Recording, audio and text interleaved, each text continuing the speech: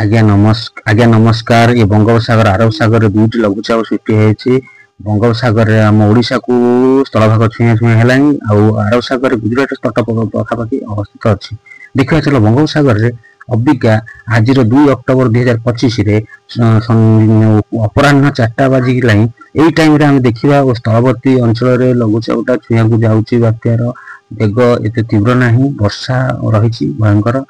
ଆଉ ଆମ ଦଶହରା ପର୍ବକୁ ପୁରା ନଷ୍ଟ କରିବାକୁ ବସିଲାଣି। କଣ କରିବା, ଯେତିକି ଆନନ୍ଦ ନେଇଛେ କାଲି ଆଉ ପରଦିନ ନେଇଛେ, ଅଷ୍ଟମୀ ନବମୀ ନେଇଛେ, ଦଶମୀରେ ଟିକେ ଦଶହରା ଟିକେ ଆଜି ଫିକା ପଡ଼ିବାକୁ ଯାଉଛି, କିନ୍ତୁ ଏତେ ଅବଶ୍ୟ ନୁହଁ। କିନ୍ତୁ ପାଣିର ପାଗର ସୂଚନା ଅନୁଯାୟୀ ଟିକେ ବାତ୍ୟା ହବାର ଆଶଙ୍କା ରହିଅଛି। ଆମ କଟକ, ଭୁବନେଶ୍ୱର, ଜଗତସିଂହପୁର, କେନ୍ଦ୍ରାପଡ଼ା ଅଞ୍ଚଳ, ପୁରୀ କିଛି ବର୍ଷା ହେବାର ରହିଛି। ଦେଖନ୍ତୁ ଆରବ ସାଗର ଗୋଟେ ଲଘୁଚାପ, ଏପଟେ ଗୁଜରାଟ ଟାଇମରେ ସେଇ ସମୟରେ ଦୁଇଟି ଏକ କାଳୀନରେ ହେଇଛି। ଦେଖନ୍ତୁ ଇଏ ଗୋଟିଏ ହଉଛି ଆମର ଆକ୍ଚୁଆଲି କଥା ହେଲା ଗୋଟିଏ ପ୍ରାକୃତିକ ଘଟଣା। ଏକା ସମୟରେ ଏକା ଟାଇମରେ ଉଭୟ ଭାରତର ନକ୍ସା ଅନୁସାରେ ଦି କୋଣରେ ଅବସ୍ଥିତ ଦୁଇଟି ଲଘୁଚାପ ଭାରି ସୁନ୍ଦର ଦେଖାଯାଉଛି ନକ୍ସାକୁ।